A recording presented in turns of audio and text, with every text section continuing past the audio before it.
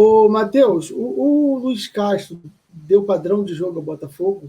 Você acha que o Botafogo tem padrão de jogo? Eu ia até tentar fazer uma retrospectiva toda, respirei Manda. bastante, vi muita coisa sendo falada nos comentários, né? Mas enfim, antes eu só queria falar sobre uma coisinha no Carioca, né? Surgiu o dado, inclusive, lá no Fogonet, de que o Botafogo tem a maior média de passes errados do Campeonato Carioca. Gente, vamos entender uma coisa: o Botafogo é a quarta equipe que mais tenta passes no Campeonato Carioca. Os 4 grandes são os 4 que mais tentam. Mas se a gente pegar o aproveitamento, o Botafogo não é um dos piores. O Vasco está pior do que o do Botafogo no aproveitamento. É porque, como o Botafogo é o quarto que mais tenta passes, obviamente todos que estão abaixo ele vai ter uma média acima das deles, né? Então, como o Botafogo tenta até mais do que o Vasco, inclusive, essa média acaba ficando alta. O que a gente pode pegar de impactante do Botafogo são 2 partidas em que o Botafogo errou muitos passes, né? Que foi contra o Português. Agora, outra partida eu até me esqueci, mas foram 2 partidas que o Botafogo atingiu marca de mais de 50 passes errados. Aí sim a gente tem que pegar e mostrar como essas marcas foram assustadoras. Mas em aproveitamento, pegando todo o geral do Botafogo, não é um dos piores aproveitamentos do Campeonato Carioca. Então, não repitam isso, né? Mas, enfim, fazendo todo um apanhado, né? Eu vi muita gente comparando o Castro não conseguir extrair o melhor dos jogadores, no caso, citando até Zé Rafael com Abel Ferreira, citando Rony com Abel Ferreira, que jogou de centroavante, jogou de ponta, jogou de tudo. E é bom você ter falado isso, que uma das críticas é exatamente essa: chegaram outro treinador e fazer os mesmos jogadores jogarem mais, né? Exatamente. O Castro ele já tentou muita coisa, né? Não sei se você lembra, mas ele já tentou o Chay como volante, já colocou o Daniel Borges como lateral esquerdo, quando precisou. Inclusive, foi uma das melhores fases do Daniel Borges. O Júnior Santos, não sei se vocês lembram, mas eu não tenho memória curta. O Júnior Santos, ele começa como centroavante, mas mesmo depois ele sendo colocado como ponta, em diversos momentos, quando o Tiquinho sai da área, quem tá lá, ocupando a função de referência, sendo pivô, Júnior Santos. Então, assim, muitas coisas ali são feitas também extraindo coisas diferentes dos jogadores, né? O Jefinho, por exemplo, é um cara que jogou de segundo atacante no Resende várias vezes. O que você vê o Jefinho fazendo no Botafogo, muitas vezes muito próximo do Tiquinho, jogando por dentro. Quem vai ocupar o corredor lateral? Marçal. Por quê? O Marçal jogou como ala no Wolverhampton, então ele tem essa qualidade para explorar o corredor adversário. Então, entendimento do que os jogadores fazem, ele tem. É óbvio que ele tem. Uma coisa ele sabe extrair o que o Piazon faz, ele sabe extrair um pouco também do que outro jogador vai jogar pela direita. Só que é aquilo, são características. Uma coisa é você ter o Rony, que tem uma característica de muita qualidade, muita intensidade física para jogar como ponta de lança, jogar como ponta, mas me diz um ponta do Botafogo atualmente que consiga fazer algo próximo do que o Rony faz. Ninguém. Não adianta você citar ninguém. E o nosso ponta titular, que a gente vê hoje, um ponta direita titular, é um cara que mal jogava no América Mineiro. E ele tá tendo que ser titular do Botafogo hoje pela ponta direita, porque ele é o único que se aproxima um pouco da característica de que o Júnior Santos tinha na temporada passada. Inclusive, eu peguei até o mapa de calor do Vitor Sá e do Jefinho para a gente ver como mesmo os dois jogando como ponta esquerda em momentos diferentes, muda muita coisa. Então, você vai botar aí, muda muita coisa, como você diz, em relação ao time ou à característica do jogador? Ou as duas coisas, né? As duas coisas. Eu continuo com o que você falou. Você falou que a ideia do Castro é ataque forte, posse de bola e jogo ofensivo. Enquanto você está colocando aí, e depois os dois, o Gui e o Marquinhos também podem falar, você acha que essa ausência de perfil desses jogadores de ataque, esses jogadores que a gente perdeu, né, Jefinho, Júnior Santos, ou jogadores que a gente não trouxe, fazem ele ter essa dificuldade de ter o ataque forte, posse de bola e o jogo ofensivo? É mais pelo estilo de jogador que a gente tem do que o treinador que a gente tem? É estilo, cara, porque, cara, muita coisa muda, a característica é muito diferente. E falando até sobre o início, né? Aí, só para falar a questão do Vitor Sá. Aí no Vitor Sá, vocês podem perceber como nesse bico aqui da área, né? A gente percebe o calor do Vitor Sá muito mais pelo lado do campo, mas no bico da área, a gente não vê um calor tão forte assim, né? Essa área de dentro, ou seja, no momento onde ele se aproxima do centroavante. O que o Vitor Sá mais faz? Esse aí é o do Vitor Sá? Exatamente. Puxa para a linha de fundo. Mas esse é o quando? Isso aí, É o do Brasileirão. É do Carioca? Do Brasileirão. E o Vitor Sá, ele vai puxar aqui para o lado do campo e vai tentar entrar por essa parte aqui na grande área. Agora, se a gente olha o do Jefinho, olha o calor do Jefinho próximo da grande área. Olha como ele se aproxima muito mais. Olha a área vermelha. Área, né? Ali é... Exatamente. Então o Jefinho ele conseguia fazer a mesma função do Vitor Sá, que era entrar por esse lado do campo, na grande área, mas também conseguia se aproximar muito mais por dentro. Olha como o jogo do Botafogo fluía muito mais quando o Jefinho jogava por essa parte do campo e conseguia ocupar essa zona de dentro. Isso facilitava muito mais até para o Marçal também conseguir efetivar os seus cruzamentos. Então, a característica muda demais, né? Você tem um jogador ou ter outro, influencia bastante no seu jogo. E quando a gente fala, por exemplo, do Palmeiras... O Marçal esse ano passa por isso, então? Por essa mudança de peça lá na frente? Também. Acho que o Marçal, tecnicamente, também individualmente, não começou a temporada bem, mas isso influencia bastante, né? O Vitor Sá é um cara que fica muito preso à parte lateral do campo, isso é por característica dele. E a partir do momento que você não consegue gerar tanto assim a questão do 1 contra 1, fica difícil para ele também, né? Então é uma questão da movimentação do Botafogo, uma questão própria do Vitor Sá, que acaba perdendo a confiança e a gente vê um jogador que não consegue nem tentar 1 contra 1.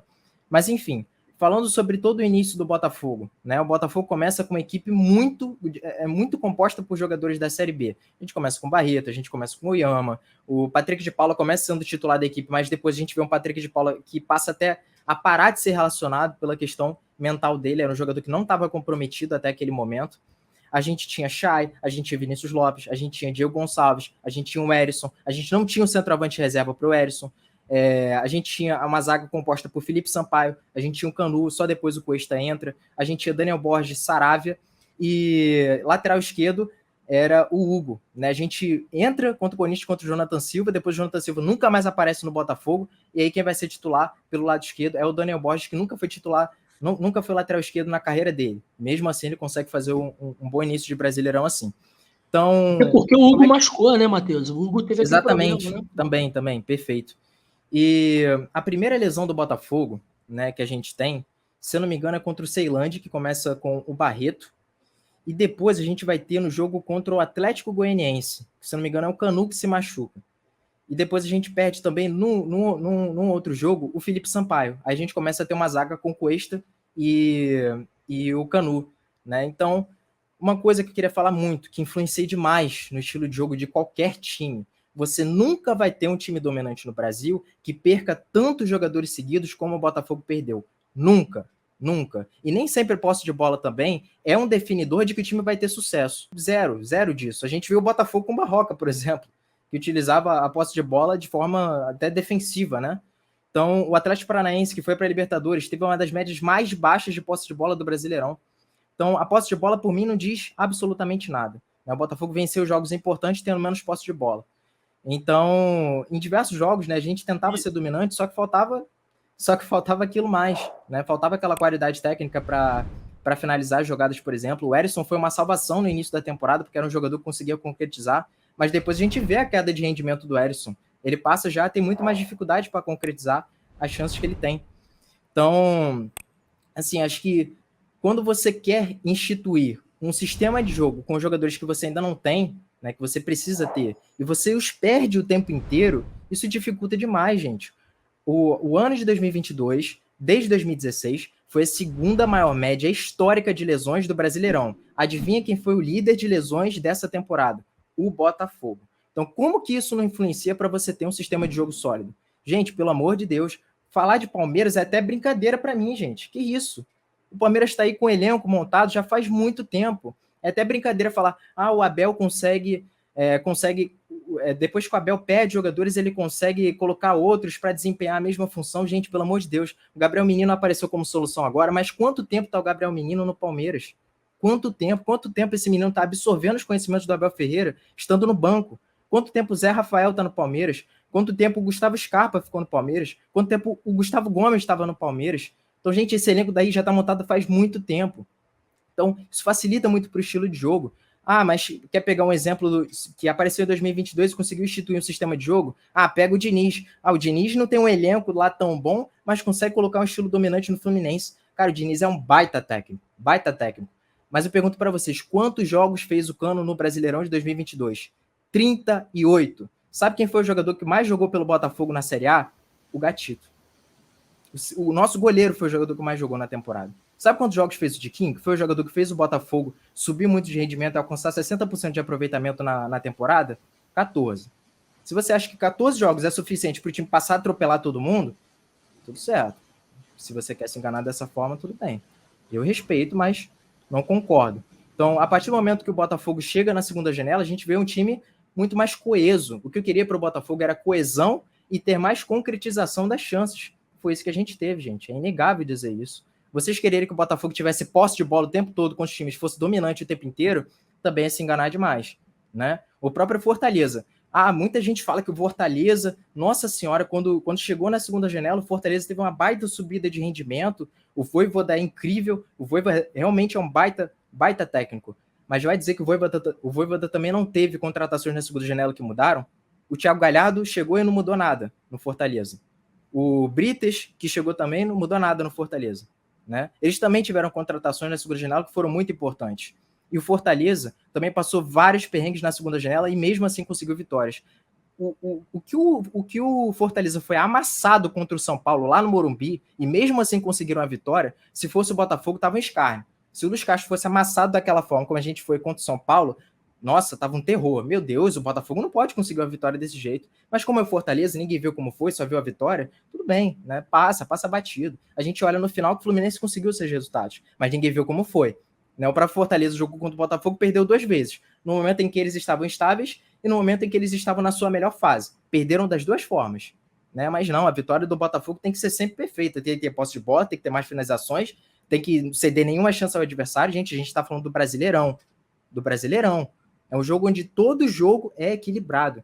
Então, assim, acho que o Castro ele teve muitos pontos positivos na segunda janela. O Botafogo começou a jogar de forma coesa. Foi um momento onde a gente parou de perder atletas o tempo inteiro. Por que será que o desempenho do Botafogo aumentou? Gente, não é difícil. É um raciocínio muito básico, inclusive. Por que será que esse aproveitamento aumentou?